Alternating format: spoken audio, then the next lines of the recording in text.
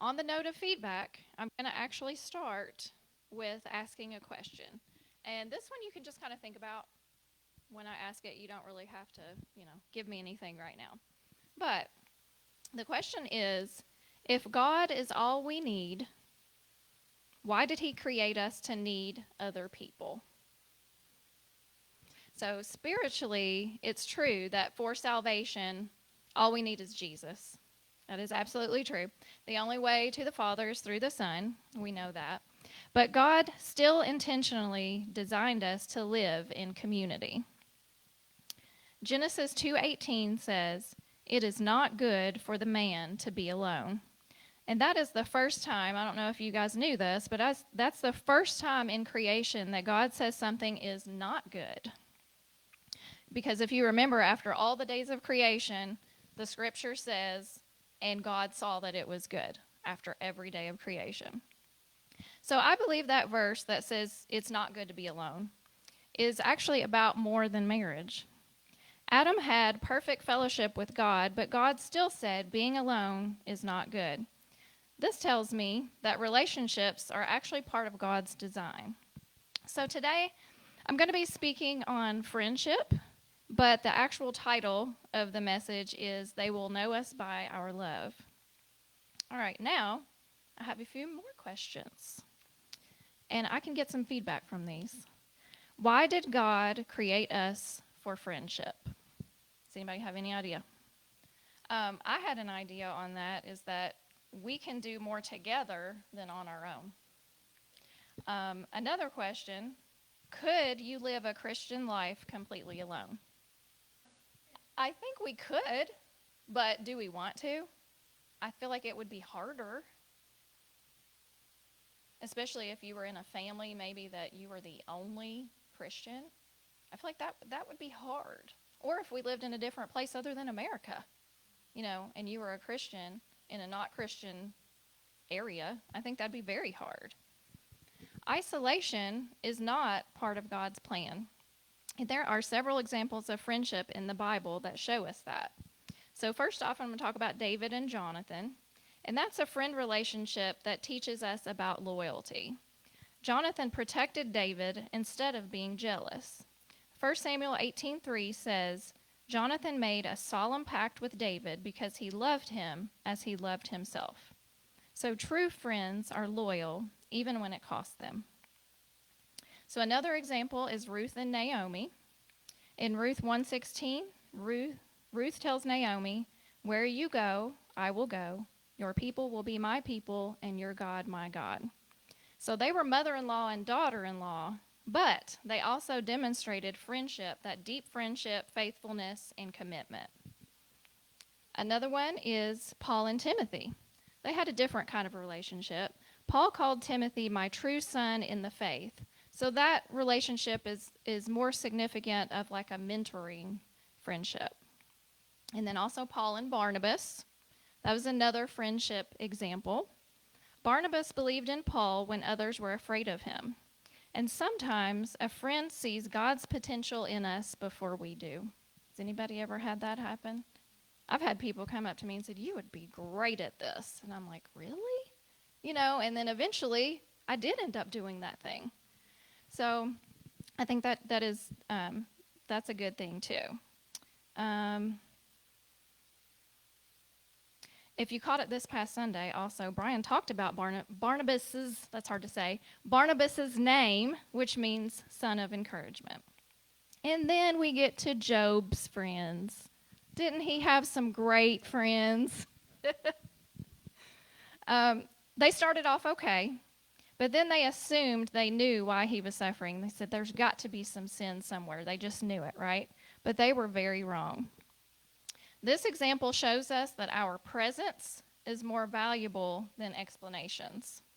A lot of the times, the best thing we can do is listen. So now the best example I could find for friendship in the Bible was Jesus. Even Jesus had friends. And if anyone could have lived without close friends, it was probably Jesus. He chose 12 disciples, though. And then out of those 12, he had an inner circle of 3. Peter, James, and John. And the Bible also tells us about Jesus' friendship with Mary, Martha, and Lazarus. John 11:35. Anybody know what that is from Bible quiz? You remember that? What is it? Anybody know? Do you remember from Bible quiz? John 11:35. Jesus wept. Yes. So in the English translation, that is the shortest verse. Only 2 words. It's only 2 words, but it's powerful because it showed that Jesus had entered into the grief of his friends. Because he could have remained emotionally distant, but he didn't. So, another question for you.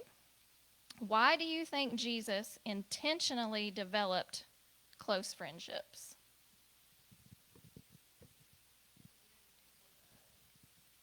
Very good. To set an example. Anybody else have any idea? Okay. Okay. Mm-hmm. Yeah. That's another good example. Yeah. Yep. We're more powerful together than alone. I also thought of, and I don't know what Brian would think of this, but when I was thinking about why Jesus developed friendships, I did think of to set an example for us, but I also thought he's fully God, but he's also fully man. So when you're man, we crave those relationships, right? We're made for that. So because he was also fully man, I feel like he also needed that. So just my thoughts on that. So another important example of friendship is in Mark chapter 2, when the paralyzed man couldn't get to Jesus. So his friends carried him and lowered him down through the roof.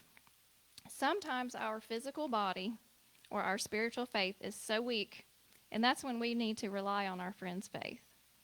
So can you think of anyone who has carried you spiritually? You do not have to say it out loud. But my opinion is if you have ever been through some stuff, you can think of someone or some people who have really showed up for you during those storms. So I don't know if you guys have looked around. We do have a low crowd tonight, but I have asked some people to be here tonight. I did ask the women's ministry, if they could come today too, but we've got a lot of people out. But I have asked some of my closest friends to come tonight, and they came. Only one wasn't able to make it. Or actually 2, sorry. But anyway, these ladies, all through here, are some of my closest friends. Thanks to all of you for coming, by the way. So as a young person, most of you guys knew me as a young person, I was painfully shy. So if you told me I was going to be up here teaching, singing, Kappa, doing anything like that, I would be like, you are insane. There is no way I'm getting up in there. I would much rather be underneath the pews. I would have said you're crazy. But the Lord has a way of taking even our weaknesses and using them for his glory. And I've learned to never say never because God has a sense of humor. I have said that for years. Do not test him on it because he has a sense of humor. So anyway, I always had friends, but my circle was pretty small. It seems throughout the past few years, though, that God has allowed me to have even more close friendships. My circle seems to be getting bigger, and I think that's great. But each friendship is unique and purposeful in its own way. And for probably about 2 months, God has been placing friendship on my heart. So that's why I chose to speak on this and really how friendship impacts the church and the mission, not just our personal selves. I'm going to tell y'all about my friends. So, yeah, watch out. Pull your toes back. So I have one friend here tonight who I have known so long, I have no memories before her. She has always been in my life. We grew up right next door to each other, and my mom still lives next to her parents. We were always at each other's houses as kids. She would usually come to my house to eat because, well, y'all know how my mom cooks, okay? All my friends wanted to come to my house to eat. But I would go to her house to watch TV because we did not have cable. We did not have anything like that. I think we had 4 channels. 18, 27, 36, and 56. That's what we had, right? So I would go over there to watch TV or play Super Mario on her brother's Nintendo because we didn't have anything like that. Now, we were a tad mischievous. I'm not going to go into all that. We would show each other where our moms hid the Christmas presents. Or once we tried to sneak out the back door, we were going to walk to town late at night. But just so happened her brother Jimmy was driving home at that time. So we could never even do anything bad because we always got caught. Exactly. So my childhood memories are so precious and a huge part because of that friendship. So I have another friend here tonight who just so happens to also be my cousin. And we are as close now, probably closer than we ever were. We grew up in church together, went on vacations together, church camp together. We practically lived at each other's houses. She is the closest thing to a sister I've ever had. Our sons are a month apart to the day, and it has been so fun to see them become the best of friends also. Now, this girl has been through some stuff, some horrendous, tragic stuff, and she's still going through it. But her faith has remained in the Lord.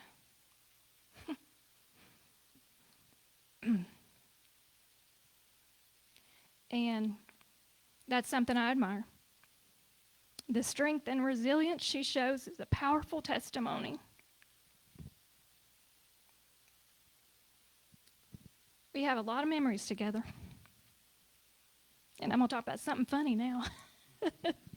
One of the most fun times that I remember was when it was a day like today, and we had a tornado warning.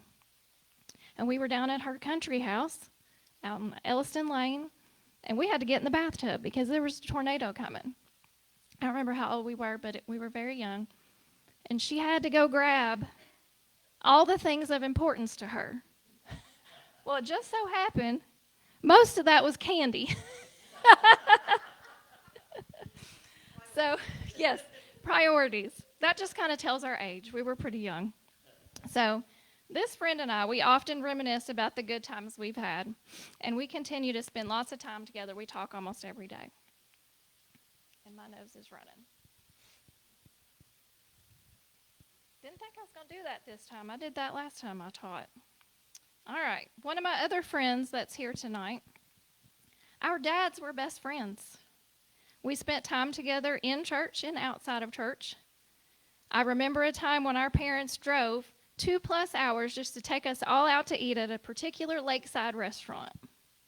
We were starving to death by the time we got there. I also remember doing a school music video together that may or may not have resulted in me doing cartwheels in her living room and kicking the ceiling fan on the way down. Let's just say I'm no Janet Jackson. I'm surprised her mom didn't kill me. But this friend is one of the first people I turn to when I have an urgent prayer request, because I know she will pound on the door of heaven for me. She is a spiritual mentor, but also hilarious, so that makes for a super combo of a friend. I have another friend. Y'all are going to get tired of me. But I love my friends, so I'm going to talk about them. I have another friend who is also a cousin. Does anybody else have the privilege of having cousins as some of their best friends? I know Mom and Fiona would say yes if they were sitting here. Norma's shaking her head. So this friend and I grew up living several states apart, but we wrote letters to each other and always enjoyed spending time together when we visited. On one specific trip, we listened to the Beach Boys cassette tape so much, I'm surprised it still worked afterwards. We thought we were the coolest kids on earth when we posed in front of a hotel bar. We were probably, 13 or something? We were touring a hotel and thought, ooh, we're going to look like we're really, hot stuff here. And so I now have the privilege of working with this friend. We share our daily lives with each other. We get to complain about clients to each other. We laugh together. We cry together. She has become one of my dearest and closest friends in my adulthood. And a side note, we actually have a framed picture of that bar photo in the salon. we did recreate it a couple years ago. Um, so one friend that was supposed to be here, and she could not come tonight. I'm still going to talk about her. She's a good friend. I met her when I was a little bit older. I was a young adult. I was still in cosmetology school, so that's been a while. Our husbands were friends from work, so then we naturally hung out quite a bit, and we became good friends. We spent every single weekend together for years. We had so much in common from the start, and she became a dear friend from early on. Even after our kids were born, we were together all the time. Every Christmas, birthday, and other holidays, we saw each other to celebrate. We know each other's family really well. We don't get to see each other as often now, but every time we do, we pick back up right exactly where we left off. And she is a friend that will do anything except come to church after not having electric all day.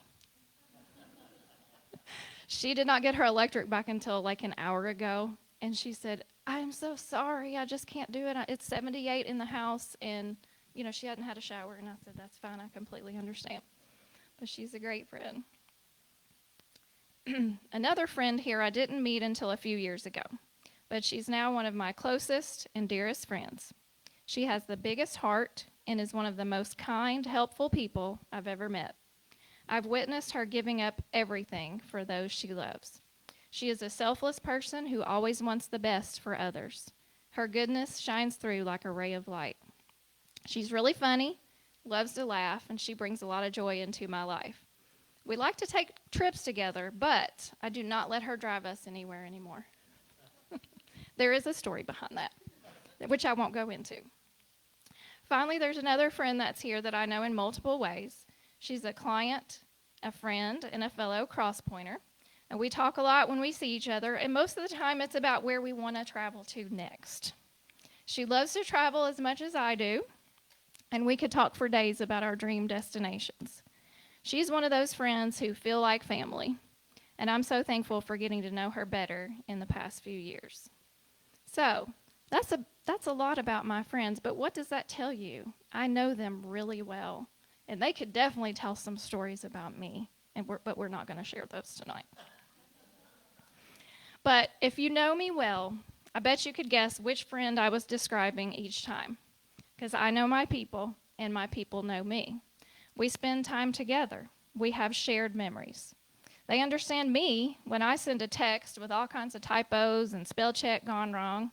They look past my sometimes OCD behavior and don't call me out on it. They might behind my back, but not to my face.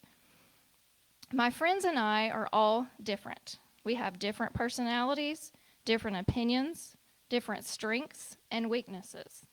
But all these friends play an important role. God has placed them in my life to help me, encourage me, empower me, and I pray that I do the same for them. One important thing we do all have in common, which is such a blessing, is that all of my closest friends know Jesus, and that is the utmost importance to me. But additionally, and I didn't think about this until I was writing this, we have a lot more in common. Several of my friends have experienced the same losses that I have. I had truly not done the math, and I thought 3 of these friends have also lost their brothers. Several have lost a parent, like I have. It was another reminder to me that God places people in our lives on purpose. He sees the full picture, and he knows what and who we need to help us get through those difficult seasons. So I didn't ask all these ladies to be here tonight just so I could brag, although I do have the best friends.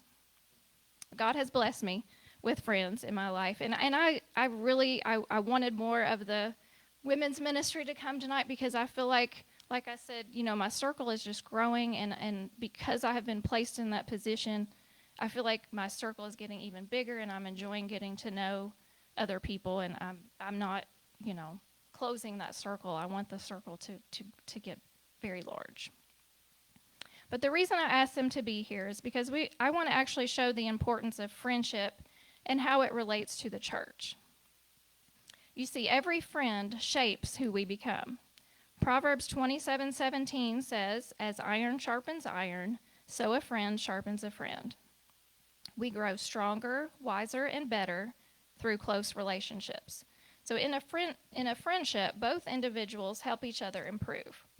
growth does not happen in isolation. Proverbs 13:20 tells us that when we walk with the wise, we become wise. If we spend time with good people, we tend to make good decisions.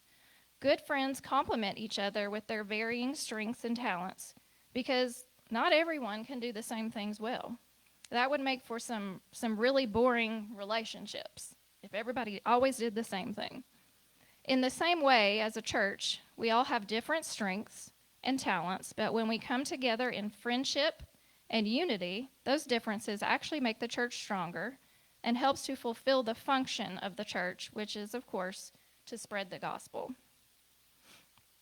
Our closest relationships influence our faith, our priorities, our attitudes, and our witness. It makes a difference who we hang out with. In Acts chapter 2, did you hear that, Brian? Acts. We see that the early church, did life together. They ate together, they prayed together, they worshiped together. They were a family. They shared, prayed for one another. Their friendships and the way that they lived in community with one another became one of the strongest witnesses to the world. So, does anybody have, either on their phone or does anybody have the NLT version on their app or in their Bible? Real quick. If so, I'm going to ask if someone would read, because my mouth is getting so dry, if someone could read the NLT of Acts 2, 42 through 47 in the mic. All the believers devoted themselves to the apostles' teaching and to fellowship and to sharing in meals, including the Lord's Supper, and to prayer. A deep sense of awe came over them all, and the apostles performed many miraculous signs and wonders. And all the believers met together in one place and shared everything they had. They sold their property and possessions and shared the money with those in need. They worshiped together at the temple each day, met in homes for the Lord's Supper, and shared their meals with great joy and generosity. All the while praising God and enjoying the goodwill of all the people. And each day the Lord added to their fellowship those who were being saved. Okay, she read that from the New Living, and the heading for that section of Scripture says, the believers form a community. And that's what we should strive to be as the church. A community that loves each other, helps each other, strengthens each other, and even corrects each other kindly. A place where non-believers can walk in and say, wow, these people really love people. And I think we do a good job. Yeah. So Pastor Brian has been preaching out of Acts forever. And just kidding. And he has said many times, you need your people. God has brought incredible people into my life who have encouraged me, prayed for me, lifted me up, brought me joy. I hope I've done the same for them. But friendships are not just for pleasure, enjoyment, companionship. There's a bigger reason here. He designed friendships to reflect his love to others too. I love my friends, but we are not called to be exclusive. Close friendship is a gift, but Christian friendship shouldn't become a closed circle that leaves everyone else out. The New Testament doesn't picture the church as just a place to attend. It pictures the church as a family and as a place with relationships.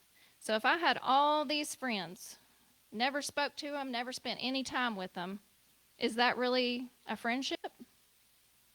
Probably not. The same goes for the church. Our friendships and our relationships we have with each other inside and outside of these walls should be a testimony and show our love for one another. The way we are with our friends, our family, and our church family is how others will see Jesus. Jesus didn't say my followers will be recognized by their kids' programs, their music, or how modern the church building is. He did not say that. He said they will know you by your love for one another. Jesus actually gave that as a commandment. So that means it is not a suggestion. We are to love. In John 13:35, Jesus says, Your love for one another will prove to the world that you are my disciples. To me, that says that is very important. Love is visible by genuine relationships. God didn't just save us from sin, he saved us into a family.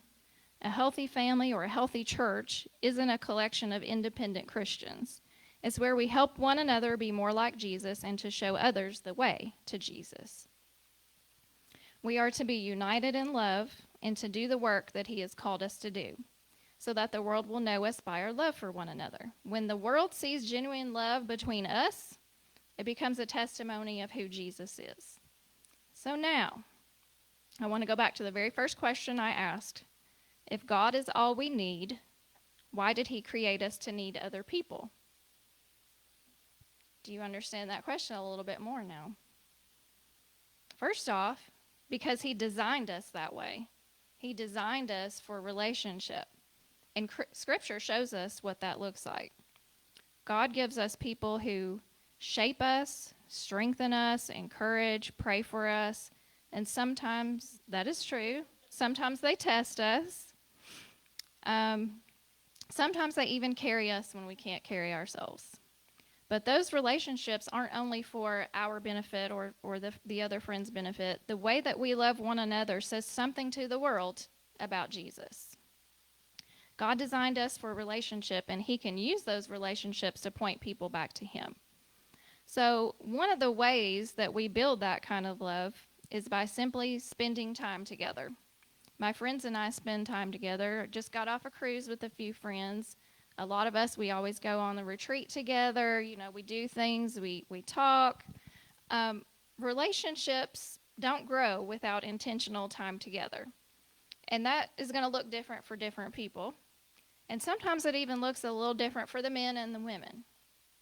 Like Brian was going to say earlier, I feel like naturally women are a little bit better about being together and planning things and doing things, at least as far as hanging out, you know, traveling, craft nights. Now, I know that men do have friends, but it just tends to come easier. I don't really know why. Do you have like an idea? More of like a head of the family type thing, like taking care of...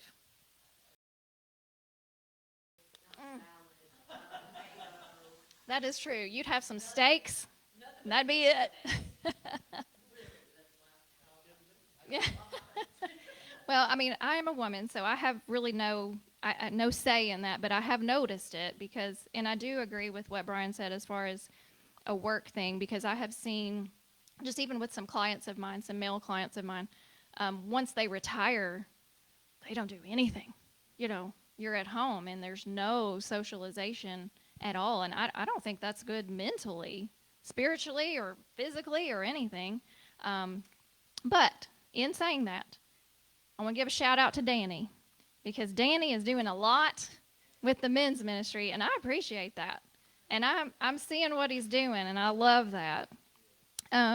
He's gotten a lot of men involved. Now, sometimes he can get a little competitive with me. Like last year, he said, we had 40 men at our Christmas breakfast. How many women did you have show up for yours? I don't know. Actually, it wasn't. I think you guys had more, but I said, yeah, but it was just Crosspointe. It wasn't 3 churches. Nothing wrong with a little competition, right? So, seriously, I am grateful that we have a church that does love each other. We do a lot of things. We do a lot of things within the church. We do a lot of things outside of the church. And everything that I talked about, I feel like we're doing well. I really do. But I did just, the topic was on my mind, and God has really been showing me friendship. And maybe that's because I need to do a better job of being a better friend. Who knows? But that is basically all that I have for today, except for I have a funny, cute little video that's just like a minute long that I'm going to have Jason show. And basically it goes along with my idea that men don't like to do as many things as women. So, Jason, you can go ahead and show that. Y'all notice that women are always trying to get away? They're always trying to get away, aren't they? Women, y'all, where are y'all going? You're always trying to, we need a night, we need a trip, we need a weekend. y'all going? We've had a tough week. It's Tuesday. What's going on at the house? Women love getting away. Fellas, have you ever wanted to get away? Fellas, never. My buddy's like, John, you want to go on a men's only camping trip? I was like, no. Fellas, everything men only is horrible. They dragged me to this camp. It was freezing, okay? There's no women there. There's no pillowcases, no sheets. But women, you can't even say the word women's retreat and it's already sold out. Just women's retreat, sold out. They don't care who's going, what the itinerary is. We deserve it. We gotta go.